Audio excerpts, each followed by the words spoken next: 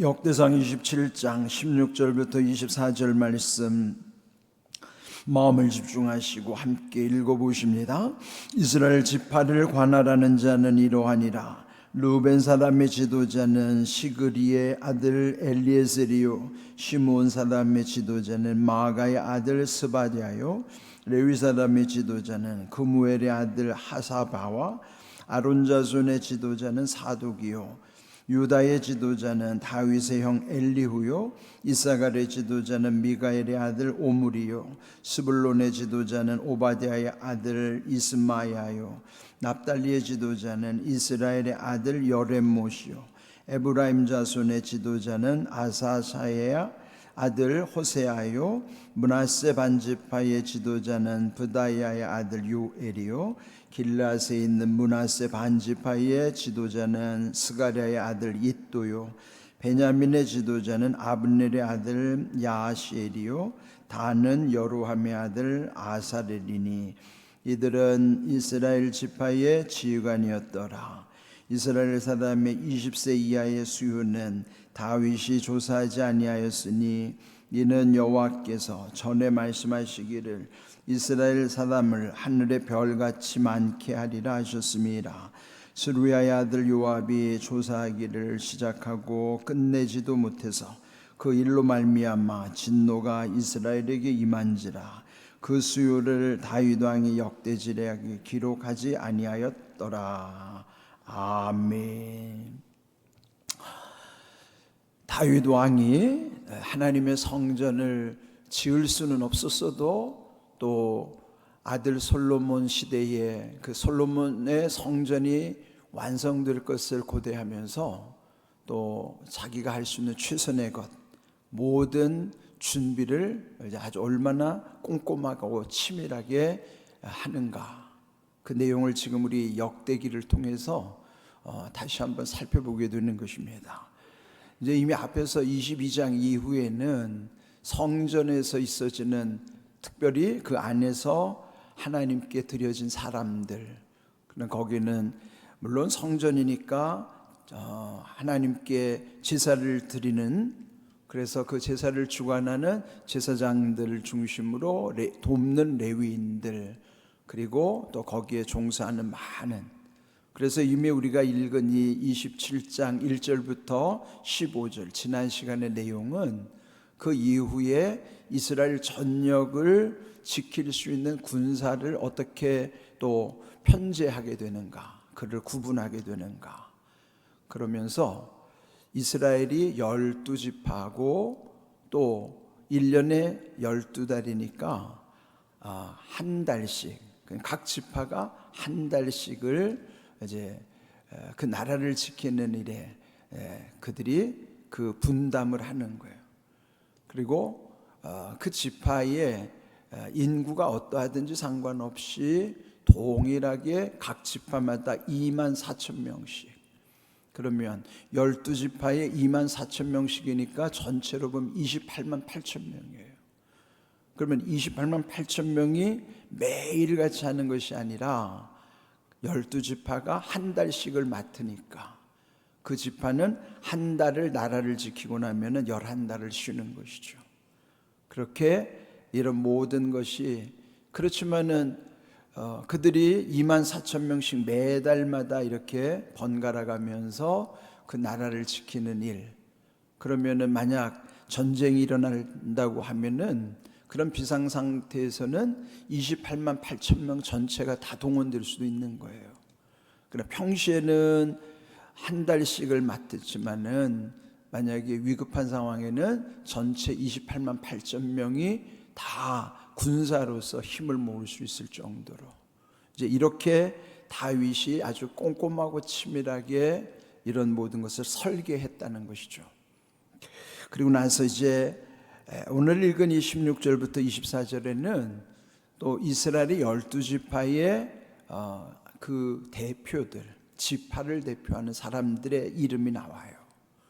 지난 시간에는 그 각 12지파에서 24,000명 그 군사를 이끌어가는 지도자들의 이름이 나왔다고 하면, 오늘은 여기 읽은 말씀 속에서 12지파를 대표하는 지도자들의 이름이 나오는 것이죠. 그러면 우리가 아는 대로 12지파라고 하는 것은 야곱의 12아들을 근간으로 해서 그 지파가 형성이 되는 것입니다. 그 맞이의 이름이 이제 여기 보면은 르우벤이라는, 르우벤은 맞이예요. 이제 그 앞자만 따면 쉬워요. 르시레유 단납갓아 이스요베. 앞자만 따면은 그 12지파 이름이 쭉 나오는데, 르우벤으로부터 막내 베냐민까지 그 12아들들. 그런데 그 12아들이 12지파를 이루기는 하지만은 오늘 읽은 여기의 내용을 보면은 12지파가 다 포함되지 않았어요. 여기 보면 빠진 지파가, 여기 갓 지파와 아셀 지파가 빠져 있어요. 그 빠진 대신에 숫자는 12라고 하는 12은 그대로 채워져 있는 거예요. 계속 말씀드리지만은 성경의 숫자는 상징이에요. 의미가 있단 말이죠.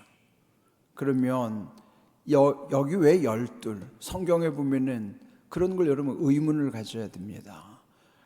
이쪽에 12지파뿐만 아니라 예수님도 12제자를 두셨어요.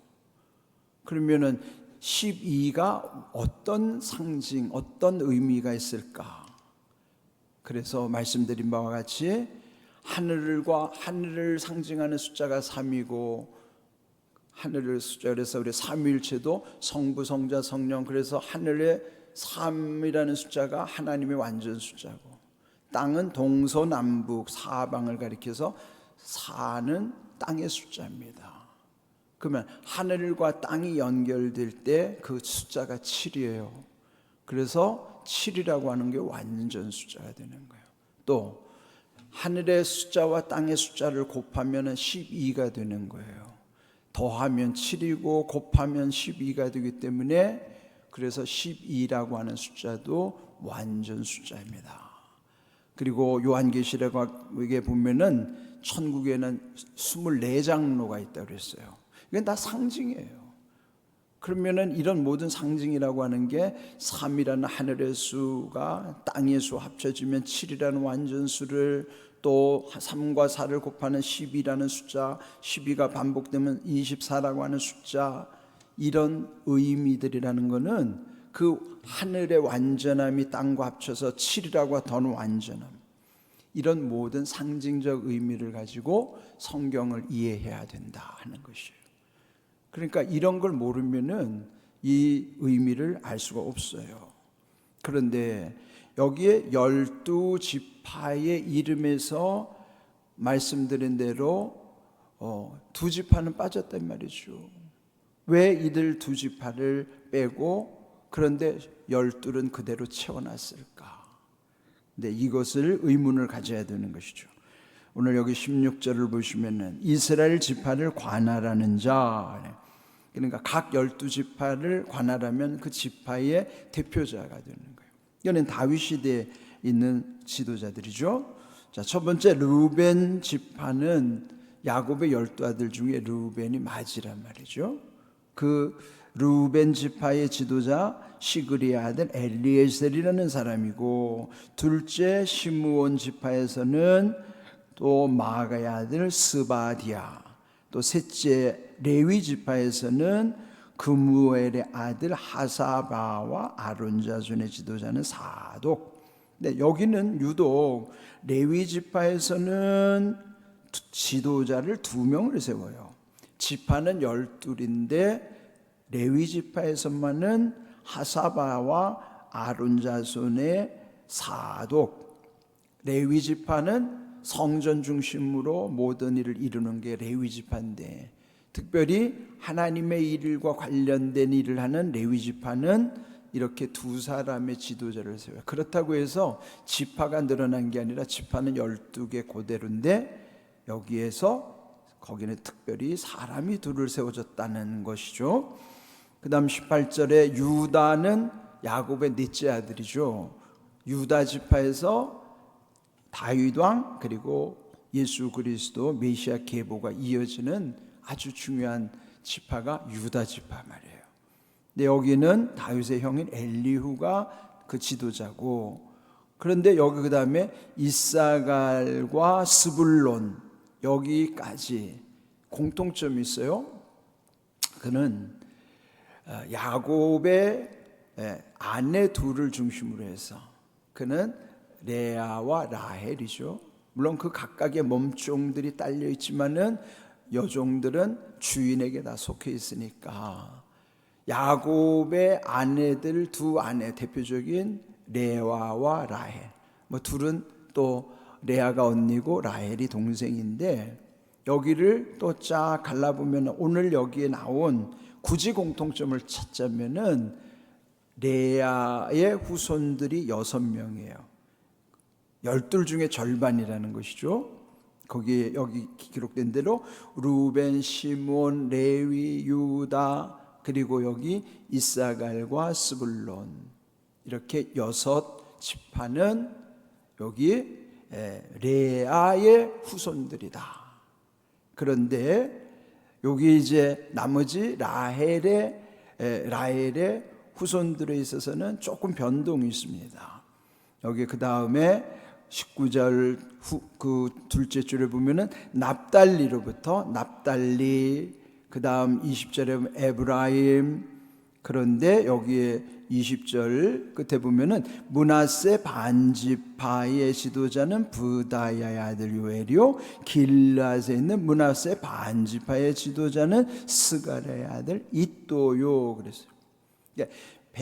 에브라임과 므낫세도 요셉의 두 아들들인데 이들이 각각의 지파로 올라오지만은 특이한 사항은 므낫세 반지파는요, 땅을 요단강 동편 서편에서 다 분배를 받아요. 그래서 여기서 므낫세 처음에 20절에 나오는 므낫세 반지파는 서쪽 가나안 땅에서 분배받은 므낫세 반지파고, 그 다음 21절에 나오는 므낫세 반지파는 길르앗에 있다고 하는, 길르앗은 요단의 동편입니다. 그러니까 특이하죠. 므낫세 지파는 여기 요단을 중심으로 서쪽 동쪽에 다 분배를 받는데, 여기서는 그들이 한 지파임에도 불구하고 서쪽에 분배받은 지파, 동쪽에 분배받은 지파들이 마치 한 지파, 각각의 한 지파인 것처럼 그 이름들이 기록이 되어 있는 거예요. 그리고 21절 후반부에 보면 베냐민 지파, 또 22절 단 지파, 그렇게 보면은 여기 후반부에 나오는 아들들과 관련돼서는 말씀드린 대로 라헬의 후손들이란 말이에요. 그 라헬의 후손에 속한 것이 여기 지금 나온 대로 납달리로부터 납달리, 에브라임, 므낫세 반, 또 므낫세 반, 그리고 베냐민과 단, 이렇게 해서 6 지파를 형성하는 거예요. 빠진 지파가 2 지파 있는데 그 2 빠진 지파 대신에 나머지가 채워졌다 하는 거예요. 그러면은 이런 사실을 볼 때 하나님의 완전함은 변동이 없어요. 다만 완전함이 빠진 만큼 무언가로 채워진다는 사실을 기억해야 되는 거예요. 예수님도 12 제자를 두셨는데 그 중에 하나 변종이 있었죠.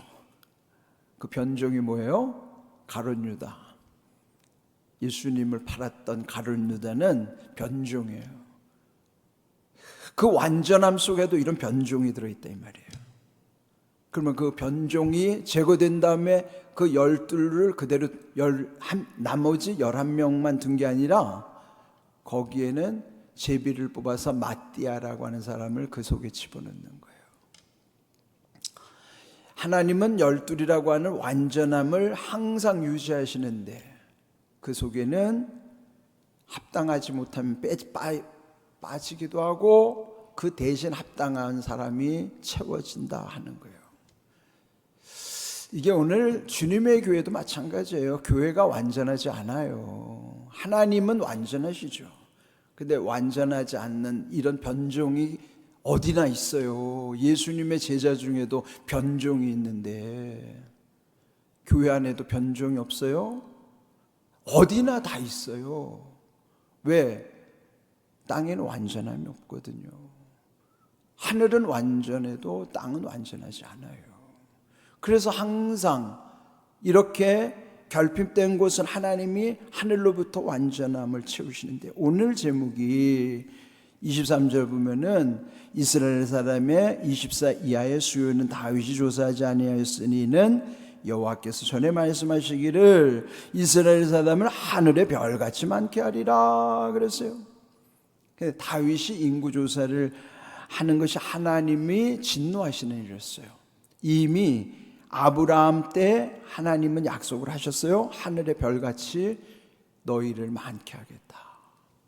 그런데 중요한 사실은 하나님의 은혜는 이렇게 하늘의 별같이 헤아릴 수 없는 거예요. 요즘 천문학자들이 얘기하잖아요.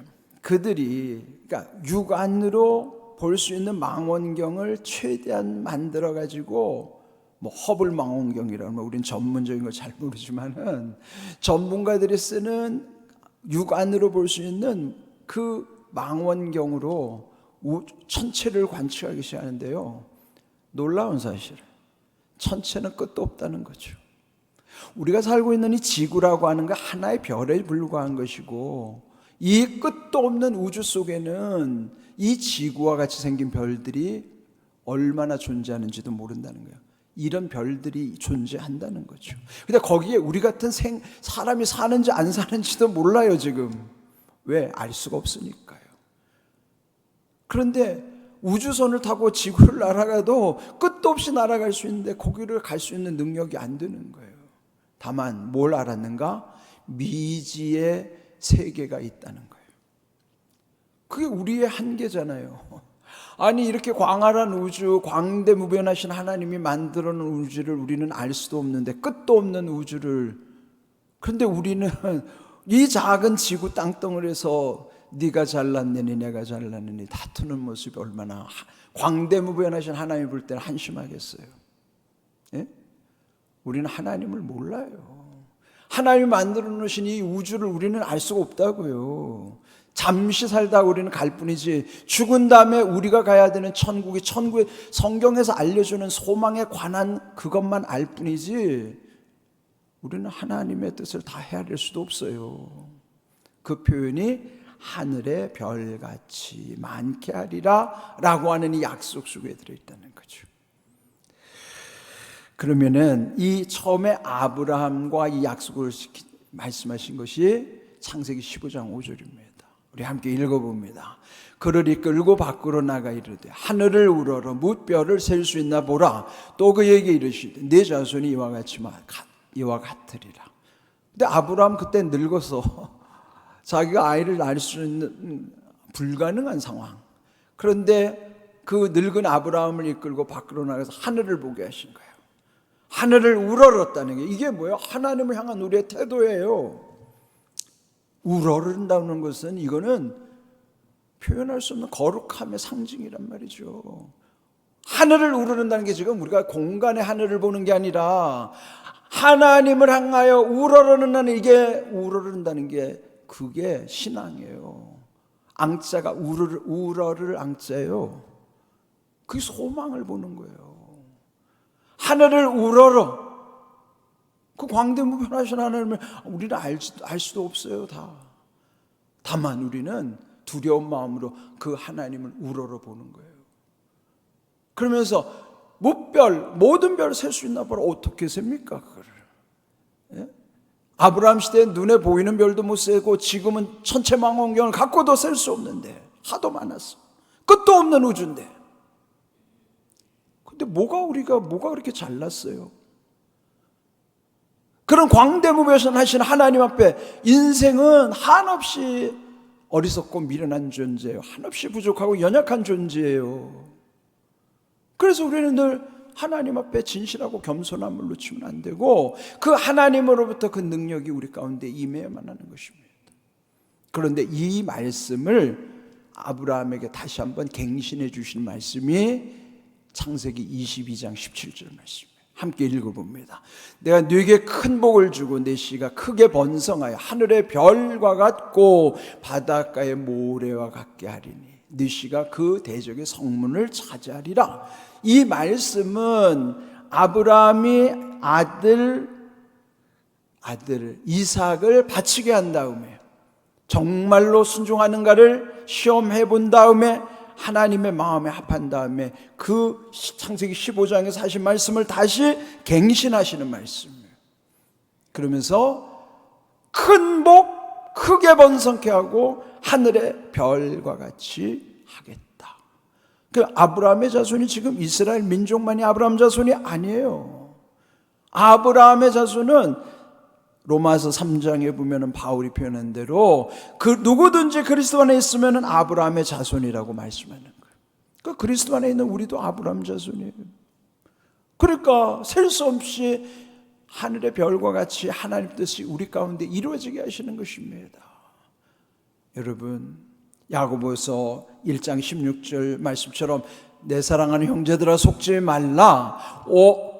온전한 선물이 다 위로부터 빛들의 아버지께로부터 내려온다는 사실을 알려주신 거예요. 여러분, 땅에서 속지 마세요. 예? 정말로 온갖 좋은 은사와 온전한 선물은 위로부터 하늘로부터 이 땅으로 내려오는 겁니다. 오늘 우리에게 하늘의 별과 같이라는 것은 이 시대의 이 다윗 언약뿐만 아니라 원초적으로는 아브라함 그리고 후대 아브라함의 자손으로 일컫게 된 우리들에게 이르기까지 그리스도 안에 있으면 아브라함의 자손이라고 말씀하신 것처럼 우리에게는 셀 수 없는 하나님의 은혜가 있다는 사실을 기억하십시오. 오늘 주신 말씀처럼. 그러므로 여러분 이제 오늘부터 추석 연휴 시작되지만은 여러분 가족이 모인다는 게 복된 일이긴 하지만은 때로는 불편한 일이기도 해요. 그러나 명심하십시오. 시편 37편 7절 말씀 우리는 항상 마음에 새기고 살아야 돼요. 여호와 앞에 잠잠하고 참고 기다리라. 불평하지 말라. 그게 마귀에게 속지 않는 비결이에요. 기억하십시오. 광대무변하신 하나님, 우리는 하나님을 알 수 없지만 우리에게 계시해 주신 말씀, 그 말씀이 하늘의 별같이 헤아릴 수 없는 하나님의 은혜 가운데 산다는 사실을 기억하십시오. 바라기는 이 명절 동안에 시편 37편 7절 붙잡고 여러분 승리할 수 있기를 주님의 이름으로 축복합니다. 아멘.